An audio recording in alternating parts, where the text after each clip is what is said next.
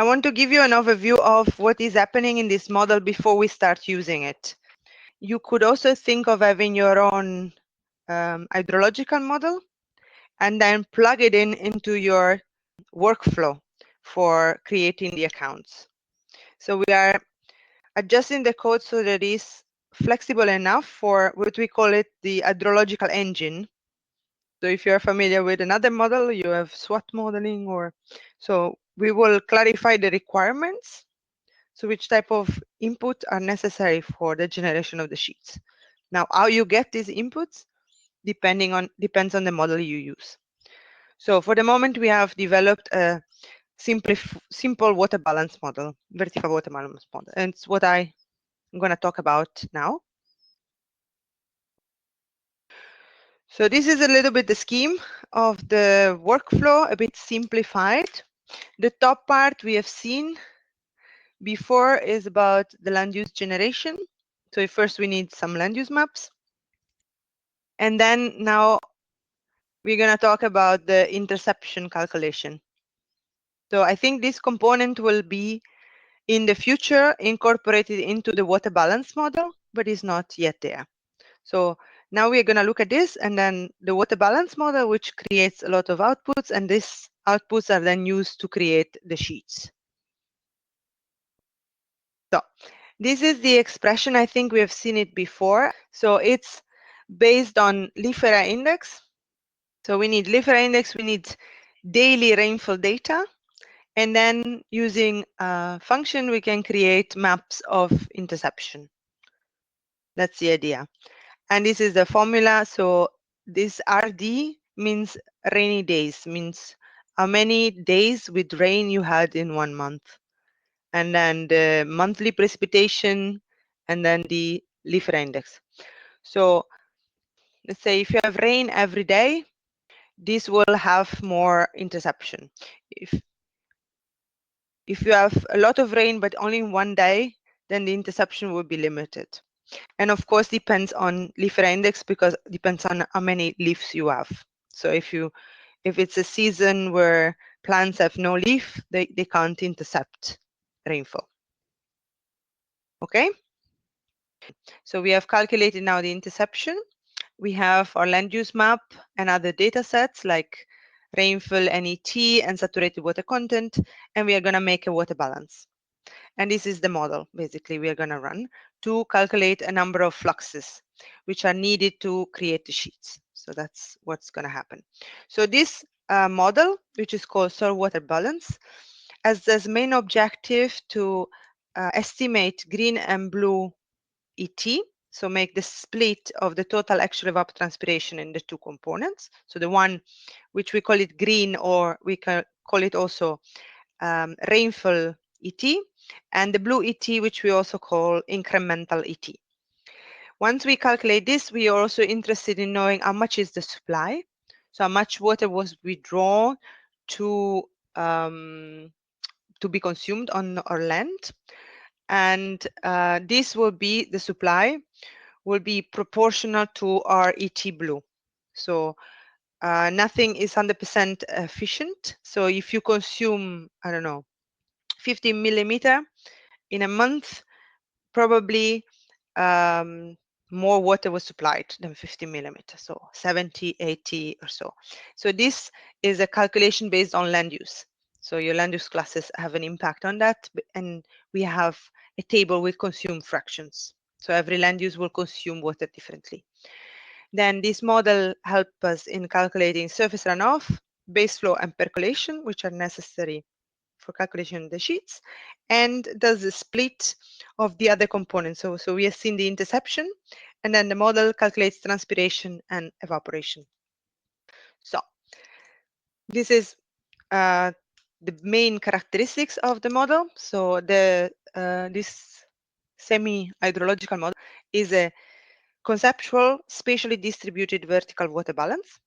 If you have questions about the terminology, maybe it's different in, I don't think it's different in India, but in case something is not clear, please let me know. Is mainly based on remote sensing data, and the format of the data are NetCDF and GeoTIFFs.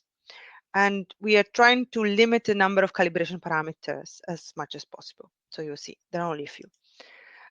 These are the inputs. So we use precipitation, actual ET, interception, number of rainy days, which we had calculated, reference ET, which we calculate also with from remote sensing or global data sets. And you have already the map of NetCDF of reference ET, land use map, and saturated water content. So this is a kind of, it's like porosity, basically based on soil types. And there are also global maps of this, or you can use your own data sets if you have. And then these are the outputs that the model can estimate, what the model can calculate. So it calculates the incremental ET, rainfall ET, surface runoff, and we call it SRO. The incremental surface runoff, so this is the additional runoff that you have because of the supply. So you supply an amount, not everything is consumed by ET, an additional part maybe might contribute to runoff. So this is runoff, which is not due to rainfall. Then you have the percolation, and you will have a delta percolation, which is your return flow to groundwater, also because of irrigation. So this is not justified by rainfall. Then you have supply, so much water was provided to that pixel. This is the water content in the root zone, SM. And then you have groundwater storage, GW, BF is the base flow, and TF is the total flow. These are the calibration parameters. So some are really calibration parameters, so from 3 to 7, while the top ones are more lookup tables. Of course, you can change them in case you have, if you know the default values or the literature-based values are not applicable to your case. So for instance, root depth is based on literature. So a certain, I don't know, evergreen forest will have much higher root depth than grassland. So, and these are in a table in Python. So I'll show you where they are. Normally, you don't need to change them, but in case. Same for consume fraction. We assumed per land use an amount of water that is consumed. So not 100% of the supply is consumed. So a part will be non-consumed, and this is explained by the consume fraction. And then you have some parameter which regulates the percolation. So this FC and FC max, we will see them in the equation. You have also CF is a correction factor that impacts your runoff calculation. Then we have a factor for base flow because we use the linear reservoir concept. And then we have a deep percolation factor for the calculation of the losses. This is the scheme of the model of the vertical water balance. So you have your total ET is the combination of ET rain or ET green, and ET incremental. So they come from the rain or from the supply. So you have rainfall and supply, and your total soil moisture depends on the supply and the rainfall and the rest of the balance. The maximum amount of water in your soil bucket depends on the root depth and the type of soil. So, and then SM is the actual water content.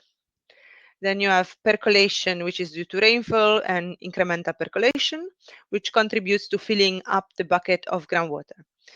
This bucket has a finite volume. So above a certain amount, which is as a max, you will have additional runoff. While your groundwater bucket has no limit, can grow indefinitely theoretically. We have just too little information about it. It's not a full groundwater model. So the only thing that changes the storage is the groundwater recharge or the percolation, base flow, which is taken to contribute to total flow, and you have deep percolation. So you have some loss. So these are the calculations. So this is how it fits on the water accounting. So This scheme I was showing is the balance in one pixel, but you have a lot of pixels in a basin. So what we need to know before we can actually estimate the outflow is we need to know the supply that is given to the pixel, where it's coming from. If it's supply from surface water, then this should be removed from the runoff before we can reaches the outlet. It will not get to the outlet. And similarly, if you have groundwater abstraction, and then this is part of the supply, you might have some return flow to surface water because of groundwater abstraction. And this should be added to your surface runoff in the pixel. Then because of the time scale of our modeling, we work on a monthly scale. We assume that all the runoff generated in one time step or 1 month is reaching the outlet within the same time step. So that the accumulation is quite easy. You just sum up everything.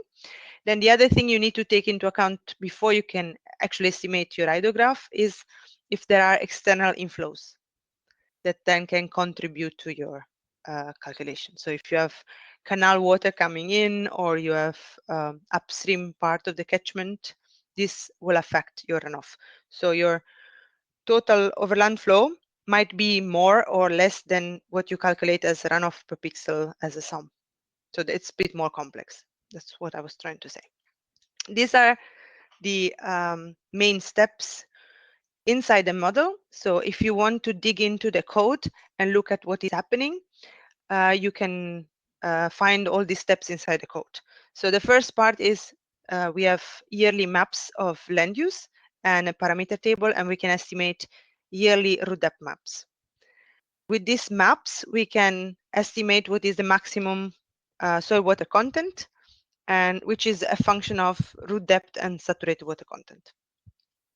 We assume that all the buckets are empty when we start.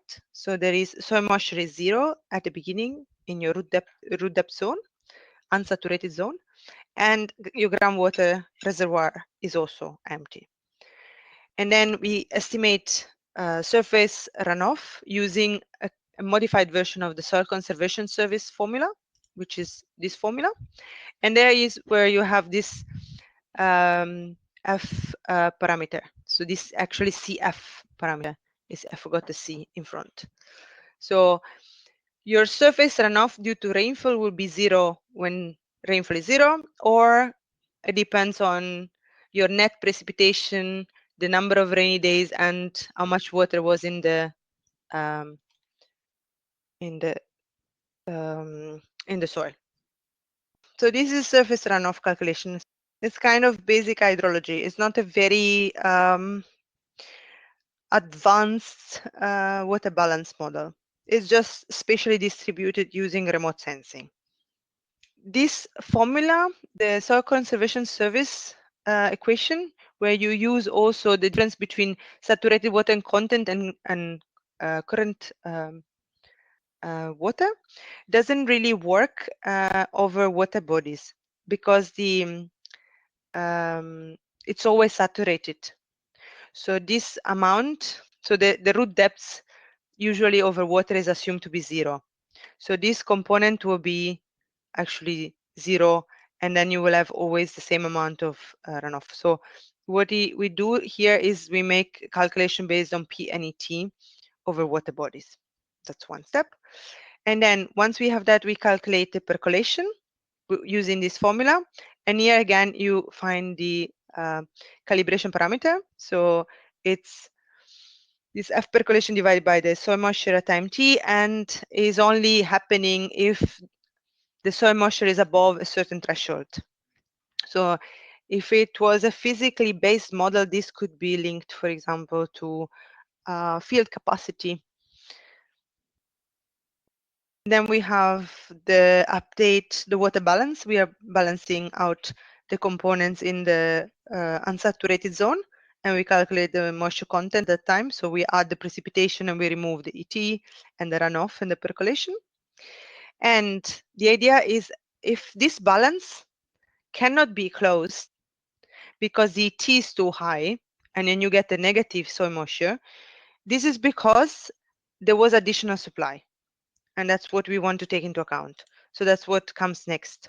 So we estimate this ET blue or ET incremental so that the soil moisture, so that we justify this loss of soil moisture. So this particular pixel can evapotranspire so much we add additional water supply. So this is the basic idea behind the equations. So if the soil moisture is negative, your incremental ET will be the reverse of the soil moisture, so minus SM. Otherwise, it will be 0. And for water body is only based on P and ET again. Once we have the incremental ET, we can estimate the rainfall ET. So if now the soil moisture is positive, ET rain will be the total ET, so we will not have ET blue. Otherwise, be the difference between the total ET and ET incremental. Finally, we can calculate the supply based on the incremental ET. So the supply is simply incremental ET by a multiplier divided by the consumed fraction, which is the other calibration factor or a parameter that we use in the model. And we do a final update of the soil moisture by adding the supply. And then we calculate the incremental percolation as the difference between, the soil moisture times the percolation divided by percolation plus runoff. And we do a calculation for incremental runoff. So the additional runoff because of supply. And if the soil moisture exceeds the saturation level, you will have some additional overflow. So your bucket, your unsaturated zone bucket is full. So the amount of water above the maximum capacity will contribute to runoff. That's the assumption, which is here. And then we calculate the balance of the groundwater bucket, which will be the groundwater storage at the previous time step, plus the percolation and the delta percolation, the incremental percolation. Once the storage is updated, we can estimate the base flow. And the base flow will be directly proportional to the groundwater storage. It's like linear reservoir approximation. And this FBF is something you can change to try to match the base flow with your records, with your in situ measurements. Finally, total flow is the sum of the, I think I forgot the part here. There should be also the base flow. I forgot the BF. So I'll add the BF in the final equation. And then final update the groundwater storage, we remove the base flow. And then we calculate deep percolation, also as a function linearly dependent on the storage. And groundwater storage is updated by removing the deep percolation.